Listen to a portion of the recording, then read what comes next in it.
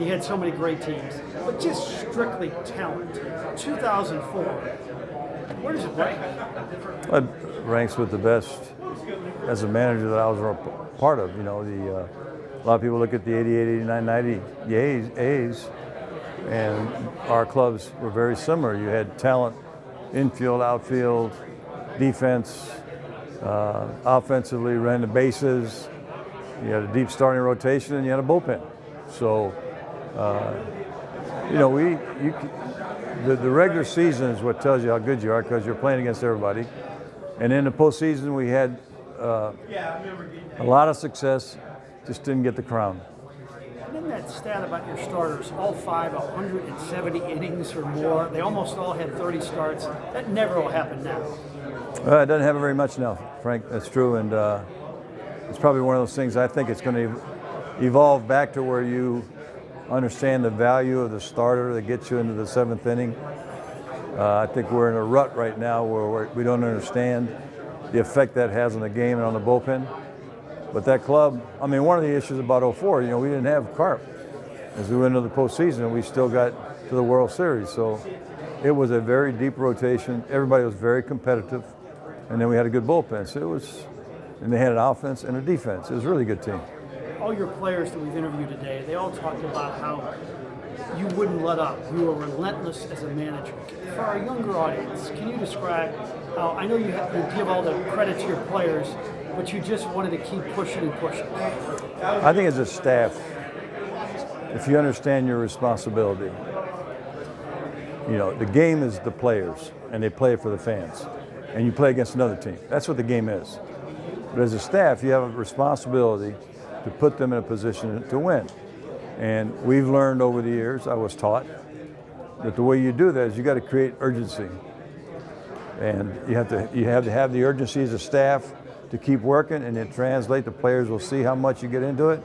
But in the end, if the staff, you know, and I'm manager as part of it, if you don't have that urgency every day, 9 innings, you can't expect the players to have it. So we contributed to that, but they're the guys that had to have the toughness to do it. Couldn't help but notice all the time you spent with Scott Rowland today. Everybody knows there was a little bit of a controversy when he played one time for just a short period of time. Can you describe how things have evolved in your relationship with him? Yeah, I think it was unfortunate. I mean, it's one of those rock and a hard place. I mean, I thought when we got Scott to this day, I wish one of my greatest games would be to see 27 balls hit to him.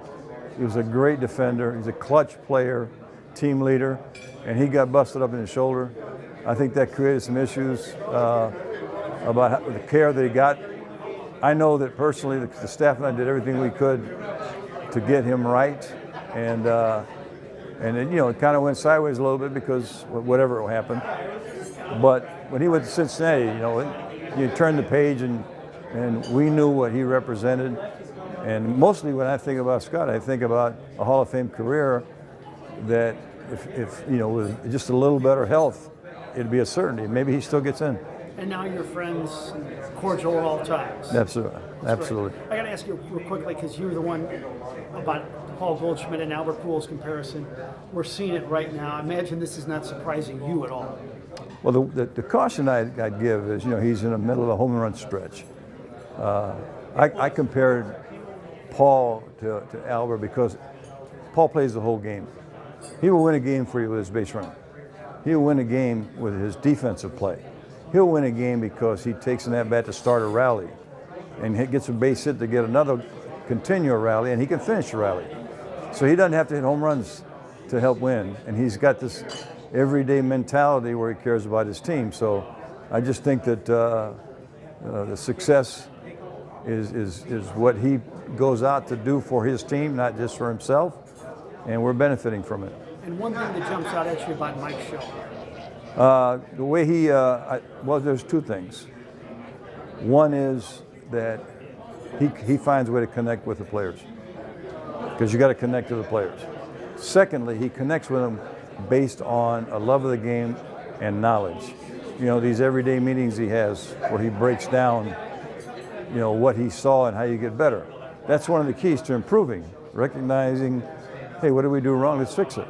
So I think his desire to learn and apply it to his players and the way he can communicate with them, I think that's the key. Last thought, are you getting enough of a competition high with your dealings with the Red Sox and with ARF, or do you miss it at all? Well, ARF's a monster, and it's a great, beautiful monster. The problem with being upstairs is that you cheer and cheer. Actually, it's terrible up there. It's torture. My stomach's in knots because you don't have any control. So, but I enjoy watching the Red Sox. I really enjoy watching Dave, the way he has baseball ops and scouting, player development. He is really, really sharp. I've learned a lot watching him. There's nothing like the field, being down there on the field, but I've passed that baton.